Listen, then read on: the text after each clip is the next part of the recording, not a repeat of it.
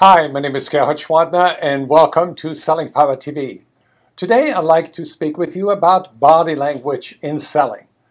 Dr. Albert Mehrabian at UCLA found that feelings and attitudes are communicated only 7% with words, 38% with tone of voice, and 55% non-verbally. There are three parts to this. How do you read your buyer? Think about your last interaction with a prospect. What nonverbal signals did you notice? During a 20-minute conversation, buyers and sellers exchange hundreds of different signals. Here's the interesting part. Body language precedes the spoken word. So if you watch closely, you can actually predict what attitudes the buyer is going to express verbally. Second, think about your own body language. Think back on your last sales call. Did you sit across from the buyer or at an angle? Did you stand? If you stood up, what feelings did your body communicate? An open and receptive attitude or a guarded attitude? The thing is, our bodies don't lie. So I'd like to help you manage your nonverbal interaction. It's not so much about reading and interpreting your buyer's expressions accurately. We don't need to walk away with a psychological profile of the buyer.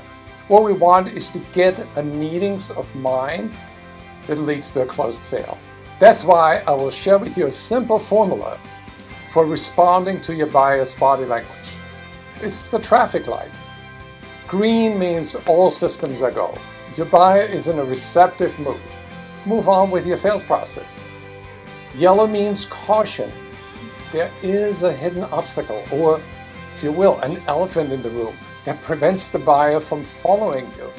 He or she is not in sync with you at the moment. You need to find a way to get the buyer back to green. Red means stop. Your buyer has either built up a massive resistance or is indifferent to whatever you're saying. You need to immediately change your approach. Okay, for today's lesson, let's begin with your own body language. Think of your body like a canvas that you can use to project confidence and your feelings of comfort with your buyer. Remember two ideas. One is begin with an attitude of unconditional acceptance of the buyer's personality. You may want to feel that the buyer is the most important person that you have spoken with all day long. Think about that mindset. Two, let your guards down. Allow yourself to be vulnerable.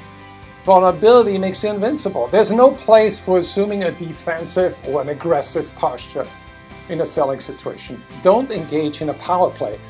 Engage the buyer in a play where you both collaborate and you help each other win. Now, how to stand? Feet apart.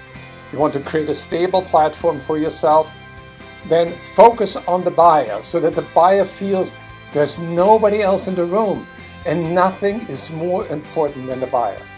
Smile and express the joy that comes from doing what you love, which is helping the buyer win.